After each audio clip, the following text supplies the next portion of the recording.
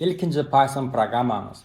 Indi akıllaydı yokorku burçundaki file menüsünün bukça aç bölümüne basalım. Ve diskimizde bir tane papka dördürüm. Gelin onun adı sabak olsun.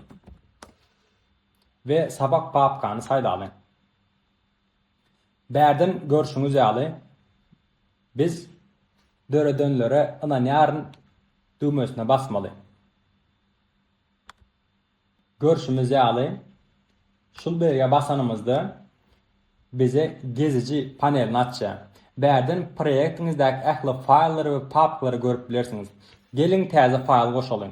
Ve şol programany app.py diýip ýazalım. Ve enter düğmesine basalım. App.py diýip aýdylar İngilizce. Şeýlelikde ähli Python file'larymyzda .py giňeltmesi bolmaly. Bolmasa programma awtomatik şekilde onun Python file'laryny tanap bilmeýär. Indi bunu yapalım ve biraz Python kod yazalım.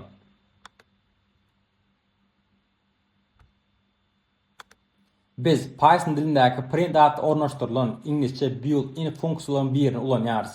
Şeýlelikde Python dilimizde durly işler ýerine ýetirmek üçin ornaşdyrylan funksiyonlaryň bir näçesi bar.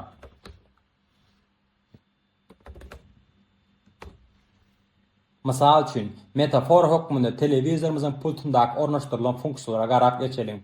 Birşimiz ýaly pultda kanaly üýtgetmek, sesini gataltmak, peseltmek, telewizory öçürmek we ýakmak we şuňa meňzeş bir näçe funksiýonlar bar. Bular telewizoryň pultundaky ornaşdyrylan funksiýonlar. Indi Python we beýleki köp program ýerimi dillerinde şeýle düşünje bar.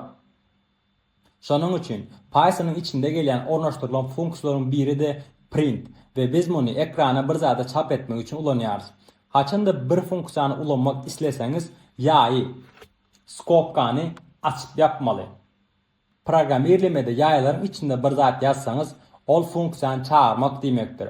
Biziň misalymyzda print funksiýasyny çağırýarys diýäris. Funksiyany çağırmak onu işe goýarmak bilen şol bir zat bolýar. Indi gelin ekranda salam Python söýürler sözüni görkezelim. Tekst bilen işlemek isleseňiz, program ýerlemede muňa setir diýip atlandyrylýar.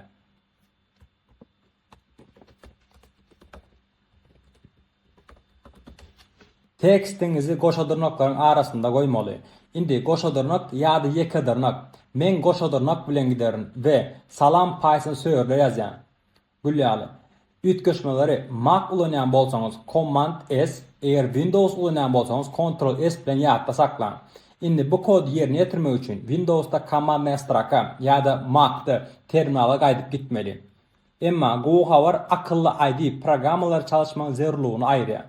Bizde Integral'nin terminal var. Şonuň üçin Ctrl Backtick düğmesine basmaly. Bu klawiaturadyky Escape düğmesinden aşağıda ýerleşen klavişdir. Bu bizim Integral'nin terminalımız. Indi Windows'da bolsaňyz PI, eger Mac ýa-da Linux ulanýan bolsaňyz Python 3 ýazyn we onuň ýanyna faýlymyzyň adyny goşun. Soňuna üns beriň. .py bolmalydyr.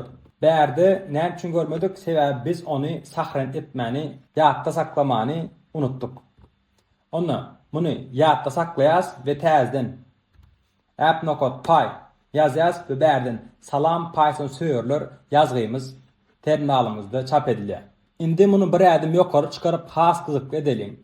Bu terminal penceresini Ctrl Backtick düğmesine basyp ýapalyň. Indi ikinji setir kod goşalyň. Yine de bir ezek çap etmek isleýäris. Bu ezek ekranda yıldızı çap etmek zerur bolsun. Ve aydaly biz yıldızı 10 gezek gaýtlamak isleýäris. Onda print diýip ýazandan soň ýaýlary açyp ýapyp näme etýäs? Yıldızı ýazýas. Ve biz bunu 10 gezek gaýtlamak isleýäris. Onda onu 10'a köpeltýäs. Setirlerin üstünde geçilen amallary geljekki sabaklarda has giňişlerini durup geçeriz. Üýtgeşmeleri ýatda saklalyň. Terminal açın ve programmany işledin. Bärden ýene öňkü alyp py app.py ýazsam ve enter düğmesine bassam, görüşüňiz ýaly bizde 10 sanyk yıldızın çap edilenligini özüňiz şahat bolup bilersiňiz. Şeýlelik bilen programmaňyzdaky buyruklar ýokardan aşağı ýerine ýetirilýär. Indiki sabakda men size akıllı ID'ni Python programmalaryny ýazmak üçin güçlü ide näde öwrülýändigini görkezerdim.